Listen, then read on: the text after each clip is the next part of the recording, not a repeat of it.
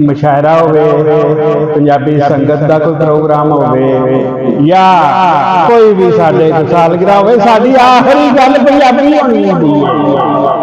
असां पंजाब ते पंजाबी की गल करनी होंदी है किसी भी शक्ल विच होवे। और साडे शायर भी भावें वो जिंद खिड़की जिवें बैठा है, क्या बात है, कितों आउंदा नारोवाल तो साडे बाबे ते सारे शौक साहब ये और बिल्कुल जनाब फिरोज साहब और बीबियां खसूसन किन्ना इहतमाम करके आउंदियां ने। जरूरत इस गल दी जे, जरूरत इस गल दी जे कि पंजाबी प्रोग्राम बहुत जरूरी है। अज वो जमाना आ गया कि किसी का कोई खुशी गमी हो ना तो बंदा पहला कहता यार वो टैक्सी वाले ने 1000-1500 लै लेना, ना ही जाओ, यानी वो व्हाट्सएप प्रोग्राम ही हो गया हर पासे। ते असी इस तहरीक नूं और किधर गया जीएम साकी साडा, ओ वेखो कल्ला दाल आई जा रहा पिछे जड़ा सारियां ते इन्हें कितना वक्त कीता। देखो ये बंदा रिक्शा चलांदा है, देखो यह हुंदा मान अपने कम दे उत्ते और लुकांदा भी नहीं इस गल नूं। रिक्शा चला के हक हलाल भी कमा के ते पंजाबी दी सेवा करदा।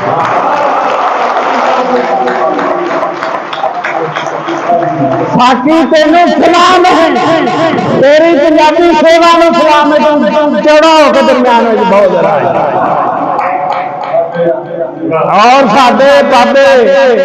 माशाअल्लाह किसी ने 60 साल हो गए शेर सुनांदे, किसी ने 50 साल हो गया। इन्ने मोहतरम ने भावें बाहर भी रहे ने कई साडे बाबे, क्या बात, लेकिन उथे भी पंजाबी दा ही दीवा बालदे रहे ने। ते ए जेहड़ी साडी स्टेज पूरे दी पूरी हीरे ने पूरे दे पूरे, और इन्हां दी चमक नाल पूरा पंजाब चमकदा पिया। सानू अपनी भैनों से भी मान है, सानू अपने भरावां से भी मान है। ये बड़ा ही जरूरी होंदा है कि इस जिहड़ा साडा 51% हिस्सा है साडी आबादी दा बीबियां, उन्हां नूं उजवे मुअत्तल ना बना दिता जाए। वो साडे तो ज्यादा अपनी कौम दा दुख करदियां ने, अपनी मिट्टी दा दुख करदियां ने। मेहरबानी जनाब, जिंदाबाद। गुजारिश है कि जो कौम के उत्ते पैंदी है ना तो कौम का शोर चूंकि सब तो हसास होंदा है, ओदी आवाज ओदे जज्बे और साडे गुलकार भी जेडे ने ये भी हसास तबका है। और साडा शेरवानी ये पूरे तो आया है, पंछी पड़ियाल कोला तो उडारू मारदा मारदा इत्थे पहुंच गया। ये सारे मोहतरम ने साडे, देखो जिहड़ा शायर है ना वो हसास है, उन्हें आवाम लगी अपना किसी को आटा नहीं पे लगता, किसी को खंड नहीं पे लगती। ये कह रहे ना भाई ये तो भी औखा काम है, तुहानू बोली नहीं पे लगती।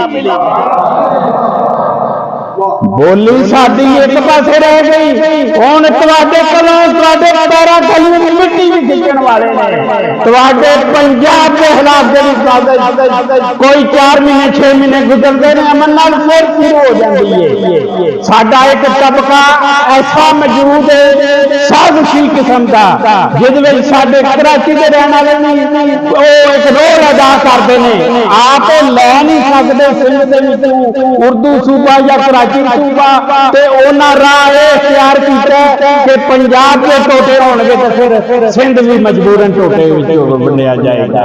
जे पंजाब वंडिया जाएगा फिर वो कहंदे ने सरहद के भी टोटे होणगे, सरहद टोटे होएगा तो बलोचिस्तान से अगे ही हजारां किलोमीटर लंबा होगा तो अगे ही हाल कोई नहीं, वो एक नहीं फिर कई टोटियां वंडिया जाएगा। इस सारे अमल का मतलब की है कि पाकिस्तान नूं नुकसान दिता जाए, पंजाब नूं ते है लेकिन असल निशाना पाकिस्तान है कि पूरे पाकिस्तान दे विच एक इतिहास एक रौला एक इस तरह की सिचुएशन पैदा कर दो कि ਕਿ ਹਾਨਾ ਜੰਗੀ ਹੋ ਜੇ ਇੱਕ ਤੇਰੇ ਕਵੇ ਜੀ ਜਿਵੇਂ ਸਿੰਘੀਆਂ ਕਹਿ ਗਿਆ ਸੀ ਮਰਸੂ ਮਰਸੂ ਸਿੰਘ ਨਾ ਦੇਸੂ ਰਾੜੇ ਆਪਸੇ ਲੜ ਪੈਣਗੇ ਲੇਕਿਨ ਪੰਜਾਬ ਵਾਲਿਆਂ ਨੂੰ ਜਾਗਣਾ ਪੈਣਾ ਤੁਹਾਡਾ ਸਿਰ ਵੱਢ ਕੇ ਦੂਜਿਆਂ ਦੇ ਸਿਰ ਵੱਢਣ ਵੱਲ ਜਾਇਆ ਜਾ ਰਿਹਾ ਅਸਾਂ ਇਹਨੂੰ ਰੋਕਣਾ इंशाअल्लाह और असली अपनी जाना पंजाब वास्ते देन नहीं तैयार आ इन्हों कोई गुरु रखना ते बैठे पंजाब नूं वंडां तो बचाण पंजाब नूं वंडां तो बचाण लई पंजाबी बोली बालां नूं पढ़ाण लई पंजाब नूं वंडां तो बचाण लई पंजाबी बोली बालां नूं पढ़ाण लई जे असां फर्ज ना निभाया धरती दा ऐ वे असल सादत मन सारे जे असां फर्ज ना निभाया धरती दा किवें कह सकदे हो असां कर्ज लाया धरती ये साडे दिलों में चीज जड़ी रहनी चाहिए पंजाबी बनन तो जेड़ा संगदा है यानी असि हुण शर्मिंदा भी होने आ एक दूजे कोल ये शक हो रहा हुंदा हो अगले नूं पंजाबी आउंदी है कि नहीं ते मैं फलानी बोली बोलां हालांकि किसी बोली ते भी महाल वो भी आनियां चाहिए सारियां लेकिन अपनी बोली सब तो बोलिए पहले ठीक है ना अपनी बोली सब तो पहले पंजाबी बनन तो जेड़ा संगदा है उबड़ रहल दे रंग रंगदा है बोली मां दी बोलनों झकदा है बालां नूं बोए पढ़नों डकदा है ओ विरसा अपना हारदा है ओ विरसा अपना हारदा है डांगा प्यो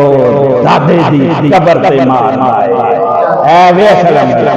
कि जो तुसी एक बोली नूं छड़ दिओ और अपनी मां नूं असल में तुसी कह रहे हो कि मैं सच्ची मां नहीं क्या मानता क्योंकि मैं तेरी बोली में नहीं क्या मानता अपने प्यो नूं कह रहे हो कि तू सारी उम्र जो पग बनी जो रहमत बनिया मैं नहीं तेनों अपना प्यो मानता नहीं अपनी बोली अपने विरसे में छड़ना है जिवें प्यो दादे दी कबर ते खलो के डांगा मारो तो मैं तुहाडा नहीं ले रहा समझ तो बचना चुका सारे शायरां नूं इतिहास है आम शायरी में क्योंकि वक्त की गल पंजाब की वंड के बारे नज़मां गज़लां में अपने शेर ले आने इस तरह पंजाबी बोली नूं भी कुलदी साहब उहनूं भी प्रमोट करन लई पंजाबी की गल करनी है अपनी शायरी दे विच भी ताकि पता लगे अज दा शायर भी बाशऊर है ओ ये नहीं समझदा कि साडे जिहड़ा सूबे हो रहा पंजाब दीवाना जिंदाबाद पंजाब दीवाना पंजाब दीवाना पंजाब दीवाना पंजाब दीवाना